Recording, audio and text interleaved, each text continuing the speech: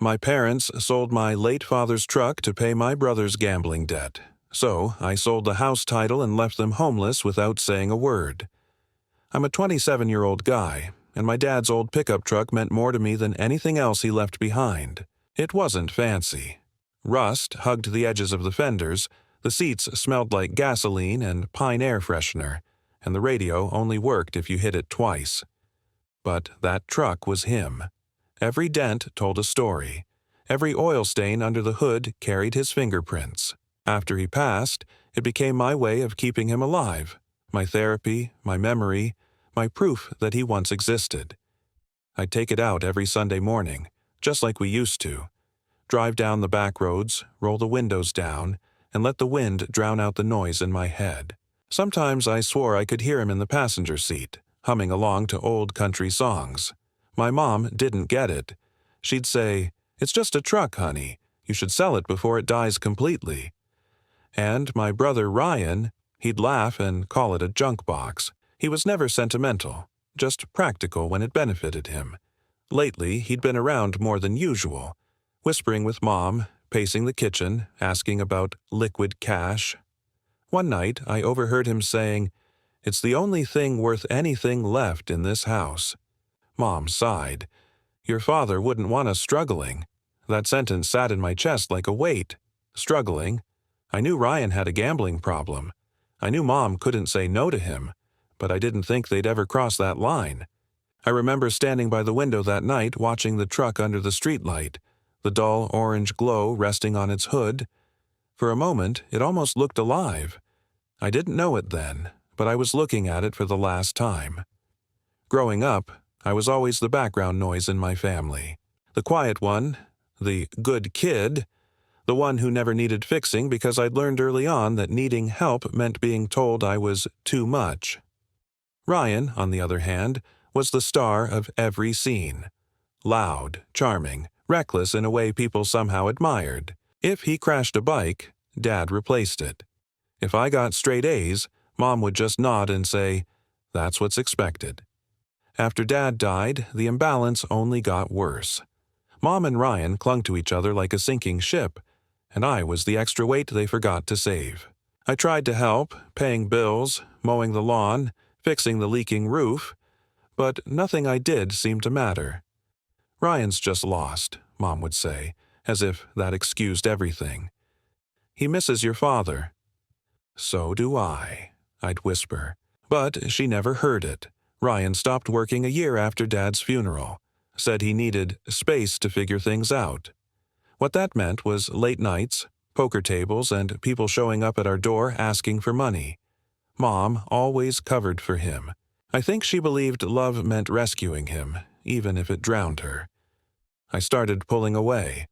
I'd come home, eat dinner in silence, then retreat to my room or take the truck out for hours, just to breathe. It was the only space that didn't feel like walking on glass. Still, part of me hoped she'd see what he was doing to her. To us. That one day, she'd realize the son she kept saving was the same one setting the house on fire. But deep down, I knew. In this family, Ryan was the golden child, and I was just the ghost who fixed the damage he left behind. It started with phone calls at odd hours.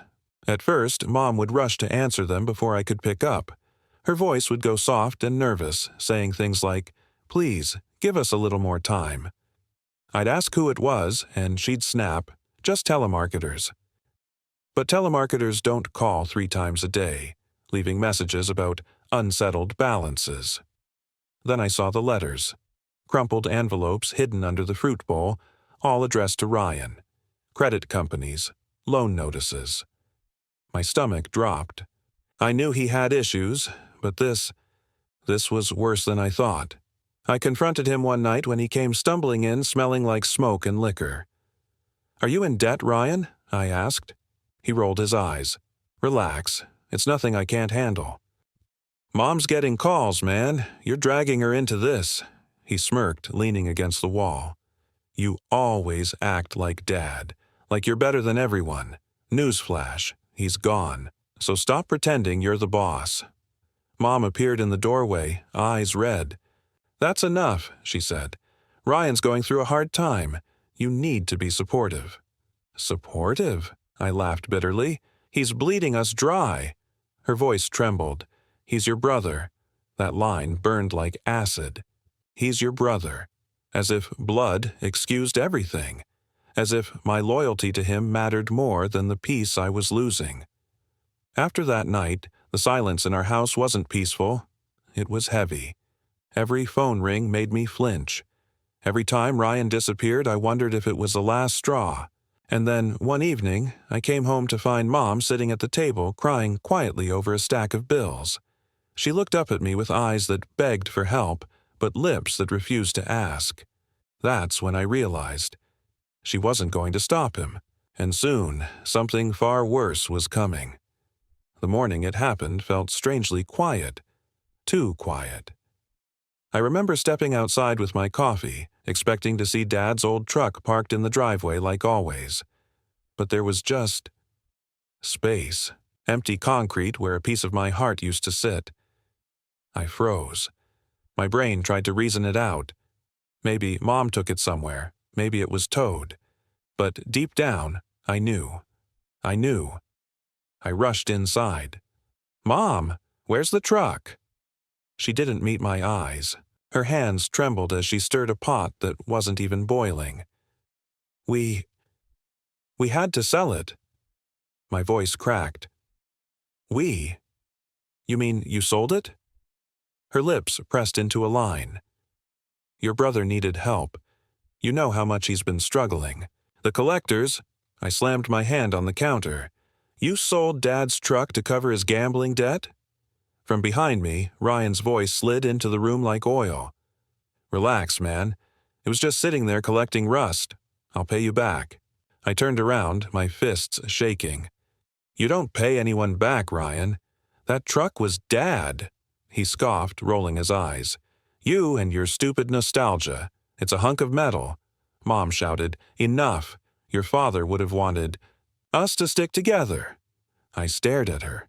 The same woman who used to cry beside that truck tracing the seat where Dad once sat. Now she was defending the man who destroyed it. Something inside me went quiet then. The kind of silence that's louder than screaming. Without another word, I grabbed my keys and walked out. My hands wouldn't stop shaking as I sat in my car, staring at the empty spot in the driveway. The sunlight hit the oil stain where the truck used to stand, like a scar left behind. And for the first time since Dad died, I didn't cry. I just went numb. After that day, something in me shut down. I stopped talking to Mom and Ryan unless I had to. The house felt different. Colder, emptier, like the soul had been scraped out of it. Every time I walked past the window and saw that blank space in the driveway, it was like losing Dad all over again. At night, I'd sit in my room scrolling through old photos, me and Dad fixing the truck's engine, him laughing with grease on his hands, the two of us eating takeout on the tailgate while watching thunderstorms. It wasn't just a truck, it was him, and they sold him for a handful of excuses. Mom tried calling it a necessary sacrifice. She'd leave voicemails that sounded rehearsed. "Please don't stay mad, honey. We did what we had to do." Or worse, "You're being dramatic. It's just a thing. Just a thing." As if love could be measured in what could be sold. I started spending nights out, sleeping in my car near the lake where Dad used to take me fishing. The silence there was heavy but honest, unlike home, where every word felt like betrayal wrapped in politeness. One weekend, I drove to the pond lot to see the truck one last time. The owner said it had already been sold to a man out of town. I stood there for a long time, staring at the empty space where it used to sit, surrounded by other lifeless metal, all of them with stories someone decided didn't matter anymore. When I finally drove away, I didn't cry. I couldn't. It was like the grief had burned so hot that it turned cold. That night, I came home to find Ryan laughing in the kitchen, cards spread out on the table talking about getting back on his feet. And that's when I realized they hadn't hit bottom yet. But I had. 2 weeks passed before I found out the truth. I was at work when my friend Tyler, who knew about Ryan's gambling habit, pulled me aside. "Hey, he said carefully. "You know that your brother didn't pay his debts, right?" I blinked. "What are you talking about? Mom sold Dad's truck to cover them." He sighed, shaking his head. "Yeah, about that. Ryan was at the casino again last night. Blew through the cash. People were talking about it." My heart started hammering. It felt like the air in my lungs had turned to sand. All that pain, all that sacrifice, and it meant nothing. When I got home, Ryan was on the couch, gaming like he hadn't destroyed lives. Mom was cooking, humming softly, pretending everything was fine. I stood there, just watching them, feeling this strange calm spread through me, the kind that only comes before a storm. "Did you know?" I asked quietly. Mom turned, confused. "Know what, sweetheart?" "That Ryan used the truck money to gamble again." Her face froze. For a split second, I saw the truth in her eyes before she looked away. "He made a mistake." I laughed, bitter, hollow. "A mistake? You sold Dad's memory for his mistake." Ryan threw the controller down. "You think you're so perfect? At least I live. You just exist." That line, it cracked something inside me. "I exist because I don't destroy everyone who loves me," I said, stepping closer. "But maybe that's the difference. Dad raised me, Mom raised you." The silence that followed was suffocating. Mom started crying, saying, "He's trying his best." I walked out before I said something I couldn't take back. But in my head, a switch had flipped. They had taken the last thing I loved, and from that moment, I promised myself I'd never let them take from me again. A few days later, I was cleaning out the attic when I found an old metal box buried under some of Dad's tools. It was labeled in his handwriting, steady and neat, the way he always wrote invoices for his mechanic shop. Inside were folded papers, brittle with age, deeds, insurance, receipts, and then one document that made my hands tremble, the house title. I read it once, then twice, then a third time. The property wasn't in Mom's name. It was in Dad's, and since he never updated it after his passing, the ownership automatically transferred to his next of kin. Me. For a long moment, I just sat there, staring at that piece of paper like it was something radioactive. My heart pounded in my chest, not out of joy but disbelief. All this time, I'd been living in their house, taking their guilt, thinking I was powerless. And the truth was, they were standing on my floor. I remembered Dad's words the week before he died. He'd told me quietly, "You're the steady one. You'll take care of this place when I'm gone." I thought he meant fixing things. Turns out he meant everything. I took the document to a lawyer to confirm, hands still shaking as I handed it over. The lawyer scanned it and nodded. "Yes, legally, this property is yours, unless you willingly sign it away." When I stepped out of that office, the world felt different. The sky looked the same, the air smelled the same, but something inside me had shifted. For the first time in years, I had leverage. Not money, not power. Control. And as I drove home, gripping that folder like it was life itself, one thought repeated in my mind. They took what belonged to Dad. Now I know what belongs to me. It's strange how quickly a house can stop feeling like home. After I found out the truth about the title, every creak in the floorboards, every faded photo on the wall felt like a lie. I didn't tell Mom or Ryan what I'd discovered. I just watched, quietly, as they dug the hole deeper. Ryan's gambling got worse. Collectors started showing up again. Mom sold jewelry, even pawned Dad's old watch, the one I'd begged her to keep safe. When I confronted her, she snapped, "You think you're better than us just because you hoard memories." I wanted to scream that I wasn't hoarding. I was holding on to the only good thing left. The night everything broke, she accused me of turning the family against her. I laughed, not out of humor but exhaustion. "There is no family left, Mom. You burned it to the ground." Her face hardened. "If you hate it here so much, then leave." And she meant it. Ryan stood behind her, smirking like he'd won. I grabbed a backpack, some clothes, my wallet, the folder with the house title, and walked out without another word. That first night I slept in my car, parked under a broken streetlight. The seat was cold, the windows fogged, and for the first time, I truly understood what it meant to be unwanted. I thought about Dad, how proud he'd been of keeping the family together. What would he say if he saw this? The next morning, I stared at my reflection in the rearview mirror. My eyes looked older, harder. They'd taken my home, my memories, and my peace.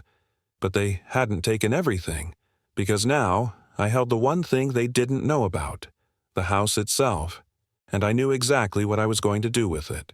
After sleeping in my car for 3 nights, something in me changed. The sadness was still there, but it hardened into something sharper, cold, focused. I wasn't going to scream or beg anymore. I was done trying to make them see what they'd destroyed. Now I would let reality do the talking for me.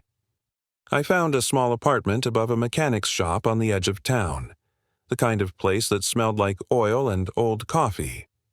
The landlord didn't ask questions, and I didn't offer any. Each night, I'd unfold the legal documents and read them again under the dim light, memorizing every line of that property title. I didn't need revenge that screamed. I wanted one that whispered. The next week, I went back to the lawyer. "I want to transfer the property," I said. He nodded slowly. "To whom?" I looked him in the eye. "To me." And then, "I want to sell it." He raised a brow. "Are the other residents aware?" "No," I said quietly, "and they don't need to be." The paperwork began. Every signature felt like a small exhale after years of suffocation. Every stamp, every notarized seal, a nail in the coffin of my old life. Meanwhile, Mom kept leaving voicemails filled with guilt and manipulation. "Your brother's in trouble again. He needs your help. Don't turn your back on family." Family. That word used to mean something sacred. Now it just sounded like a trap. I stopped answering her calls. I didn't even block her. I wanted her to hear the silence she'd created. Each day, I felt the power shifting. Slowly, quietly, like a storm building just beyond the horizon. And when everything was finalized, when the ink on that last signature dried, I finally smiled, not because I'd won, but because they'd never see it coming. It was a cold evening when I got the call. Mom's voice was frantic, trembling through the speaker. "Ryan's in jail," she said. "He wrecked another car while drunk. They won't release him without bail." I sat there in silence, staring at the ceiling of my small apartment. I could almost hear Dad's voice again. "You can't save people who don't want saving, son." "I need you to come," she begged. "Please, he's your brother." I finally spoke. "You sold Dad's truck for him, Mom. Isn't that enough?" Her tone snapped, sharp and accusing. "You're being cruel. Family means helping no matter what." That word again. Family. Always a leash, never a comfort. I drove to the house that night, more out of closure than compassion. The moment I stepped inside, it was like walking into a time capsule of denial. Empty bottles on the counter, cigarette burns on the table, the same old smell of shame pretending to be home. Mom rushed toward me. "Please, talk to him. He needs you." Ryan sat on the couch, smirking like he'd done nothing wrong. His arm was in a sling. "You gonna help me out, big man?" I looked at him. Really looked. The arrogance, the emptiness. Then at Mom, standing behind him, eyes wide with desperate hope. And I said it, quietly, like a door closing. "You already sold my father once. I'm not saving his ghost again." Her expression shattered. She whispered, "What does that mean?" I didn't answer. I just turned around and walked out. The night air hit me like a baptism. Cold, cleansing, final. I got into my car and sat there, gripping the steering wheel, feeling my heart settle into something steady. That was the moment I stopped being their son, and started becoming something they'd never expect. The sale went through faster than I thought. Just 2 weeks after that night, I sat in my lawyer's office signing the final documents. My hands didn't shake this time. The pen glided smoothly, each stroke cutting through years of guilt and silence. When it was done, the lawyer looked at me. "So, you're sure you don't want to notify the occupants before transfer?" I smiled faintly. "They'll find out soon enough." That evening, I drove by the house one last time. The lights were on. Through the window, I could see Mom at the kitchen table, talking on the phone. Ryan was in the background, pacing, probably scheming his next fresh start.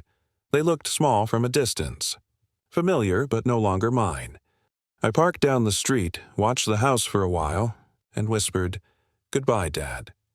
Then I left without looking back. 3 days later, I got a voicemail from Mom. Her voice was shaking so hard I almost didn't recognize it. "Why are there people outside with papers? They're saying the house isn't ours anymore. What did you do?" Then came another message, longer, angrier. "How could you do this to your own family? You left us with nowhere to go." I didn't respond, not out of cruelty, but because there was nothing left to say. For years, they'd taken everything that had meaning and turned it into survival currency. They'd sold love, loyalty, and memory, and now the cost had come full circle.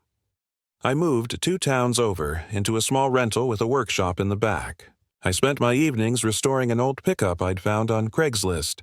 Same make, same year as Dad's. Every bolt I tightened felt like reclaiming something they'd broken. Sometimes at night, I'd hear my phone buzz with another voicemail. I never listened. Some things deserve silence more than answers. It's been 7 months since I last drove past that house. I still don't know where Mom and Ryan ended up. Sometimes I wonder if they're together, or if even they couldn't survive the mess they made of each other. But I don't check. I don't search. The past has had enough of my attention. I live a quieter life now. Mornings start with the sound of birds instead of shouting, coffee instead of guilt. My hands are always busy, sanding, painting, fixing up the old pickup I bought. It's the same model as Dad's, right down to the dent on the left fender. I rebuilt it slowly, piece by piece, just like I've been rebuilding myself. When I slide into the driver's seat and turn the key, the engine rumbles to life. Soft at first, then steady.